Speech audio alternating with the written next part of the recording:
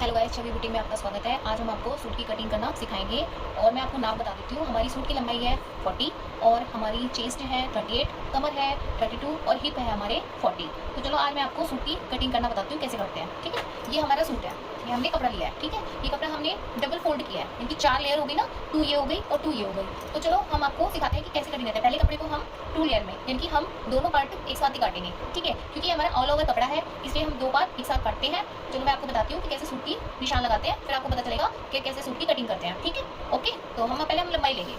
ये पहले हमने कपड़ा उल्टा करा, इसको 4 फोल्ड करा है और हम पहले लेंगे सूट की लंबाई। तो सूट की लंबाई हमारी है 40।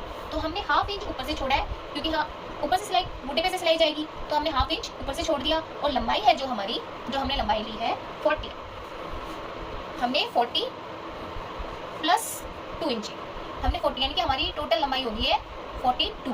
ठीक है, अब हम आपको बताते हैं ऊपर से कितना लेना है। ठीक है, आइए देखिए, यहाँ से हम लेंगे 6.5, क्योंकि 6.5 लेते हैं तो हमारे मुड्डे नहीं गिरते हैं, और अगर हम 7 ले लेंगे तो हमारे मुड्डे गिरेंगे। तो हम पहले सूट में हमेशा 6.5 लेंगे। और ज़्यादा हैवी बस्ट होती है, यानी कि ज़्यादा मोटे इंसान होते हैं, उनके हम 7 लेते हैं। अगर हम कॉलर का गला बना रहे हैं तो उसमें हम 7.25 लेते हैं। ठीक है, मगर हमें कॉलर वाले ही गले बनाने, हमें गोल गले नहीं बनाने, तो हाँ इसमें हम लेंगे 7.25। ठीक है, हमने यहाँ से 7.2 लिया है। कितना लिया है? 7.2। ठीक है, और हम यहाँ से अपने आर्मोल लेंगे 7।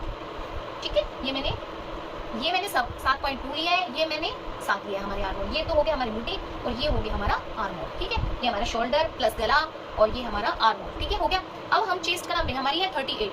तो 38 का चौथाई हिस्सा होता है 9.5।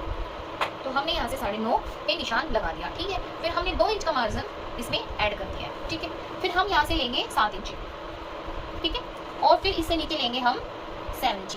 ये हमारा हो गया चेस्ट का नाप, ये हमारा हो गया कमर का नाप और ये हमारा हो गया हिप का नाप। तो कमर हमारी 32 है, तो 32 का हम चौथा हिस्सा करेंगे 8 और इसमें 2 इंची हमारा मार्जिन और 1 इंची नहीं, हाफ इंची हमारा होगा प्लेटों के लिए, जो हम प्लेट डाल लेंगे। ठीक है, अब हमारा हिप का नाप हो गया। तो हिप हमारी 40 है, तो 40 का चौथाई हिस्सा होगा हमारा 10 और इसमें हम लेंगे 1.5 इंची का मार्जिन।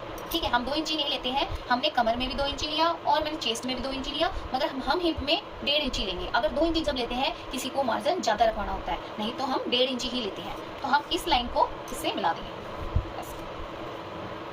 देखिए, ये हमने पूरा मिला दिया है ना।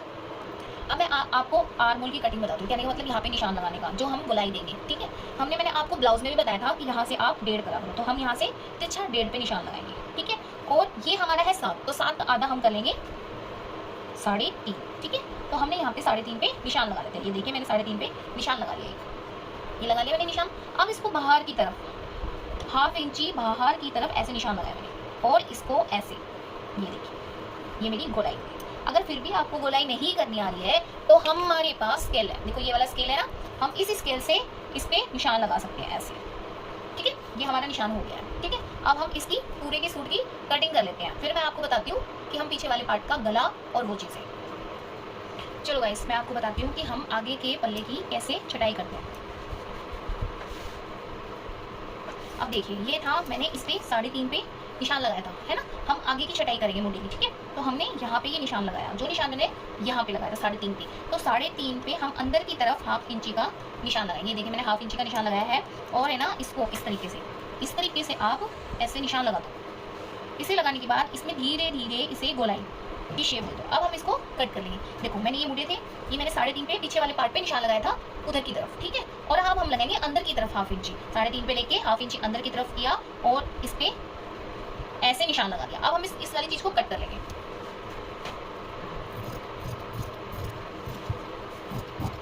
ये देखिए, मैंने कट कर लिया ना, ये तो हमारा हो गया फ्रंट पार्ट। अब इसमें कॉलर बनाएंगे, तो हम कॉलर बनाएंगे तब हम काटते हैं इसको। ठीक है, फिर आपको बताएंगे कॉलर कैसे लगती है, कॉलर बनाना भी सिखाएंगे और कॉलर लगाना भी सिखाएंगे। ठीक है, ओके।